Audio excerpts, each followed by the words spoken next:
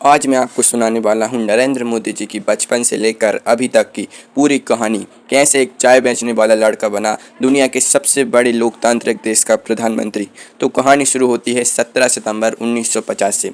गुजरात के मेहसाणा जिले में एक छोटा सा कस्बा है वडनगर। और यहाँ पहली चौंकाने वाली बात, ये वही वडनगर है जिसका जिक्र चाणक्य के अर्थशास्त्र में अनंतपुर के नाम से मिलता है। सदियों पहले जहाँ चाणक्य की बुद्धि चली थी, उसी जमीन पर एक चाय वाले के घर में एक बच्चे ने आंखें खोली जैसे जमीन में कुछ था। पिता थे दामोदर दास मोदी, बड़नगर रेलवे स्टेशन के बाहर चाय बेचते थे।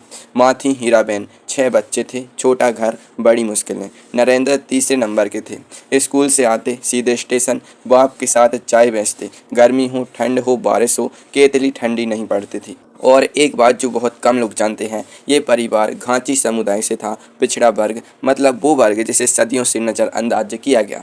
उसी वर्ग का एक लड़का एक दिन देश का प्रधानमंत्री बनेगा, भारत के इतिहास के पहले ओबीसी प्रधानमंत्री। लेकिन ये तो बात की बात है। अभी सवाल ये है, इस लड़के के मन में आग किसने लगाई, वो मैं बताऊंगा। पर पहले एक ऐसी बात जो शायद आप नहीं जानते।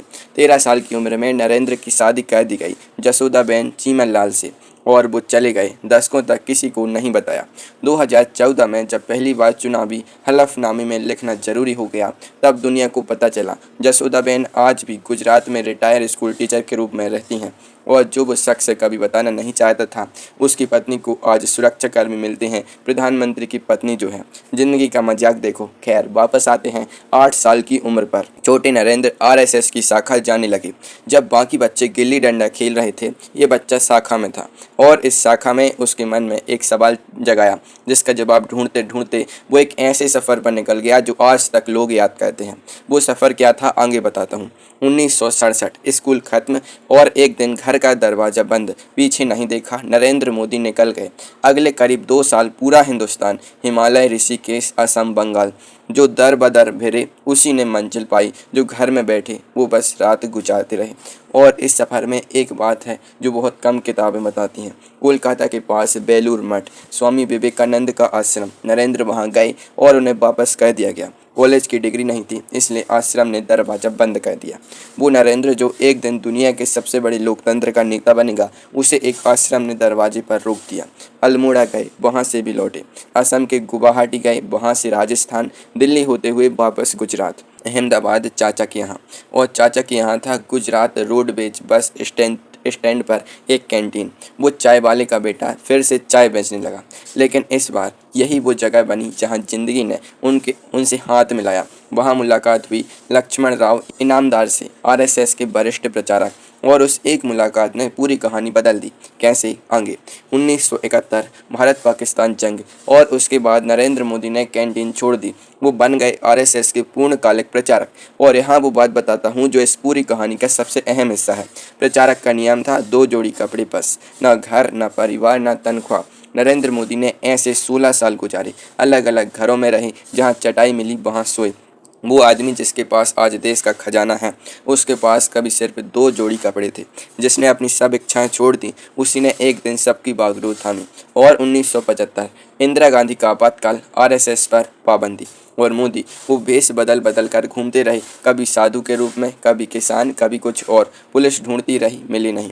और इसी दौरान उन्होंने पढ़ाई भी की। 1978 में दिल्ली यूनिवर्सिटी के स्कूल ऑफ ओपन लर्निंग से बीए, 1983 में गुजरात यूनिवर्सिटी से राजनीति विज्ञान में एमए। भूमिगत रहते हुए, आंदोलन करते हुए, पढ़ाई भी। पहले करो फिर सीखो, यही उनका तरीका था। और आगे जो हुआ वो देश की राजनीति की दिशा ही बदल देगा। 1987 आरएसएस ने मोदी जी को एक नया मैदान दिया, बीजेपी। और पहला बड़ा इम्तिहान 1990 लाल कृष्ण आडवाणी की रथ यात्रा, सोमनाथ से अयोध्या। रूट की पूरी प्लानिंग, हर जिले में व्यवस्था, भीड़ जुटाना, सब नरेंद्र मोदी। और वो यात्रा इतनी बड़ी रही कि देश की राजनीति ही पलट गई। फिर 1992 में एकता यात्रा, कन्याकुमारी से श्रीनगर। मुरली मनोहर जोशी की यात्रा थी, लेकिन पूरी व्यवस्था मोदी की। 1995 में गुजरात में बीजेपी जीती, मोदी का बड़ा हाथ था। 1998 में बीजेपी के राष्ट्रीय महासचिव वो ऊपर जा रहे थे और गुजरात में एक नाटक चल रहा था। मुख्यमंत्री केशुभाई पटेल 2001 के भुज भूकंप के बाद बाद बुरी तरह कमजोर पड़ गए। राहत का काम ढंग से नहीं हुआ, पार्टी में बगावत। अक्टूबर 2001 केशुभाई की कुर्सी गई। वो कुर्सी किसे मिली आप जानते हैं, लेकिन इसके ठीक बाद जो हुआ वो इतिहास के सबसे विवादित अध्यायों में से एक है। वो मैं अगले हिस्से में बताऊंगा। 27 फरवरी 2002 Godhra Sabarmati express S6 bogie आग, 59 कार सेवक जिंदा जल गए और उसके बाद गुजरात जल उठा। दंगे, सरकारी आंकड़ों के अनुसार 1044 लोग मारे गए। नरेंद्र मोदी उस वक्त मुख्यमंत्री थे। दुनिया भर से सवाल और 2005 में अमेरिका ने उनका वीजा रद्द कर दिया इंटरनेशनल रिलीजियस फ्रीडम एक्ट के तहत। जरा ये तस्वीर मन में बिठाइए। 2005 में अमेरिका ने दरवाजा बंद किया। 2014 में ओबामा ने व्हाइट हाउस में बुलाया। 2025 में ट्रंप ने उन्हें अपना सबसे पहला दोस्त बताया। जमाना जब ठुकराए तो समझो मंजिल पास है। और एक और तथ्य, सुप्रीम कोर्ट की SIT ने 2012 में मोदी को क्लीन चिट दी। 2022 में सुप्रीम कोर्ट ने उस फैसले को बरकरार रखा। कानूनी लड़ाई खत्म। बहस अभी भी है, लेकिन इसके बाद मोदी ने जो किया उसने पूरी दुनिया का ध्यान खींचा। वो आगे, दंगों के बाद मोदी ने एक ही काम किया, काम। वाइब्रेंट गुजरात समिट शुरू किया। हर 2 साल में दुनिया के बड़े उद्योगपति गुजरात आते। 12 साल में गुजरात की GDP ग्रोथ औसतन 10% सालाना, 24 घंटे बिजली, बेहतरीन सड़कें। और यहाँ एक चौंकाने वाला तथ्य, 2007 में जब मोदी तीसरी बार मुख्यमंत्री बने, वो गुजरात के सबसे लंबे समय तक सेवा करने वाले मुख्यमंत्री बन चुके थे, लगातार 12 साल से ज़्यादा। वो पौधा था जो धीरे धीरे जड़ पकड़ रहा था और एक दिन वो पेड़ बनने वाला था। लेकिन विपक्ष एक सवाल करता था, ये गुजरात मॉडल सिर्फ उद्योगपतियों के लिए है या गरीबों के लिए भी? इस सवाल का जवाब 2014 ने दिया। 2013 गोवा, बीजेपी की राष्ट्रीय कार्यकारिणी, ऐलान, नरेंद्र मोदी प्रधानमंत्री पद के उम्मीदवार। बीजेपी के अंदर हलचल, लाल कृष्ण आडवाणी खुश नहीं, इस्तीफा दिया, वापस लिया। लेकिन मोदी की रेलगाड़ी रुकने वाली नहीं थी। अब की बार मोदी सरकार। और एक तथ्य जो हिला देगा, 2014 के चुनाव प्रचार में नरेंद्र मोदी ने 437 रैलियां की। 437, कभी कभी एक दिन में 3-3 रैलियां और 3D होलोग्राम से एक साथ सैकड़ों शहरों में। ये कोई नेता नहीं था, ये एक तूफान था। 16 मई 2014 नतीजे, बीजेपी 282 सीटें अकेले। 1984 के बाद पहली बार किसी दल को अकेले पूर्ण बहुमत। कांग्रेस सिर्फ 44 सीटों पर सिमट गई। गए थे हरिभजन को ओटन लगे कपास। 26 मई 2014 नरेंद्र दामोदर दास मोदी प्रधानमंत्री। वो लड़का जो बड़नगर स्टेशन पर चाय बेचता था, आज दिल्ली की गद्दी पर। और एक बात जो सबसे कम लोग जानते हैं, नरेंद्र मोदी स्वतंत्र भारत में जन्मे पहले प्रधानमंत्री हैं। नेहरू से मनमोहन सिंह तक सभी ब्रिटिश भारत में पैदा हुए। मोदी 17 सितंबर 1950 आज़ाद भारत की संतान, जैसे देश ने खुद से एक बेटा चुना। सत्ता में आते ही एक के बाद एक कदम। 2 अक्टूबर 2014 स्वच्छ भारत अभियान, 5 साल में 10 करोड़ से ज़्यादा शौचालय। 2015 जनधन खाते, 32 करोड़ से ज़्यादा गरीबों के बैंक खाते खुले। वो गरीब जो कभी बैंक की सीढ़ी नहीं चढ़ा था। और फिर वो रात आई, 8 नवंबर 2016 रात 8 बजे, पूरा देश टेलीविज़न के सामने। मोदी ने कहा 500 और 1000 के नोट आधी रात से बंद। नोटबंदी, दुनिया हैरान हो गई। लाइनें लगी, ATM खाली हो गए। कुछ बोले क्रांति, कुछ बोले तबाही। और जो तथ्य किसी को पसंद नहीं आता, RBI की रिपोर्ट में आया 99.3% नोट वापस आ गए। काला धन निकला या नहीं, बहस अभी भी है। 29 सितंबर 2016 सर्जिकल स्ट्राइक, सेना ने सीमा पर जाकर आतंकी ठिकाने नष्ट किए। पहली बार खुलकर माना, अब जवाब मिलेगा। 1 जुलाई 2017 GST, एक देश एक कर, 17 तरह की टैक्स एक में। और अब जो आने वाला था वो इससे भी बड़ा था।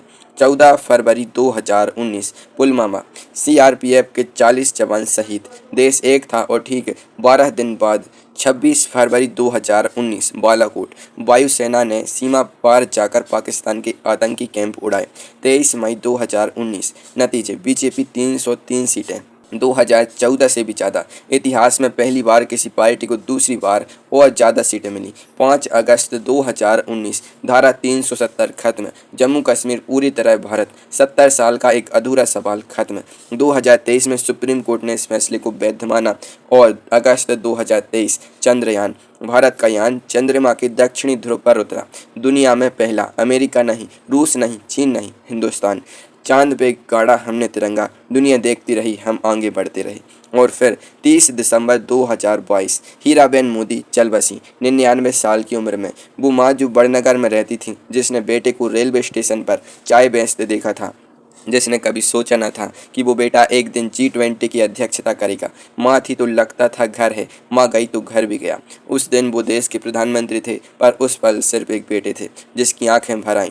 4 जून 2024। नतीजे: बीजेपी 240 सीटें, बहुमत से कम, विपक्ष खुश, मोदी गए। लेकिन एनडीए 293 सीटें। तेलुगु देशम और जनता दल यूनाइटेड साथ आए। 9 जून 2024। नरेंद्र मोदी तीसरी बार प्रधानमंत्री, नेहरू के बाद पहले। 1947 के बाद पहली बार कोई नेता 3 बार लगातार प्रधानमंत्री। और ये इंतफाक जरा देखिए, नेहरू, इंदिरा, राजीव एक ही परिवार के, मोदी अकेले, बिना परिवार की विरासत के, सिर्फ काम के दम पर। 22 जनवरी 2024। राम मंदिर, 500 साल का इंतजार खत्म और 2025 में भारत ने जापान को पीछे छोड़ा। भारत बन गया दुनिया की चौथी सबसे बड़ी अर्थव्यवस्था। वही देश जो 2014 में 11वें नंबर पर था। और मई 2026 पश्चिम बंगाल, बीजेपी ने पहली बार बंगाल जीता, 294 सीटों में से 207। 46 साल के इतिहास में बीजेपी एक बार नहीं जीती थी वहाँ। मोदी तीसरे कार्यकाल के बीच में और भी मजबूत। और 2029 में क्या वो चौथी बार मैदान में उतरेंगे, वो अभी किसी ने नहीं बताया। लेकिन जो आदमी बड़नगर से यहाँ तक पहुँचा, उससे कुछ भी असंभव नहीं लगता। बड़नगर स्टेशन से व्हाइट हाउस तक, 2 जोड़ी कपड़ों से देश की कमान तक, चाय की केटली से G20 की अध्यक्षता तक। वही देश जिसने 2005 में उनका वीजा रद्द किया, उसी अमेरिका के राष्ट्रपति आज उनके साथ मंच पर बैठते हैं। जो जलाया था जमाने ने उन्हें, उसी आग से उन्होंने रोशनी की। यही वो कहानी है एक चाय वाले के बेटे की, जो इस देश का प्रधानमंत्री बना। दोस्तों, अगर आप ये बीजेपी का फ्लैग खरीदने में इंटरेस्टेड हैं तो मैंने डिस्क्रिप्शन में इसको टैग कर दिया है, वहाँ से आप इसको डायरेक्टली ऑनलाइन खरीद सकते हैं। प्राइस सिर्फ 264 रुपये।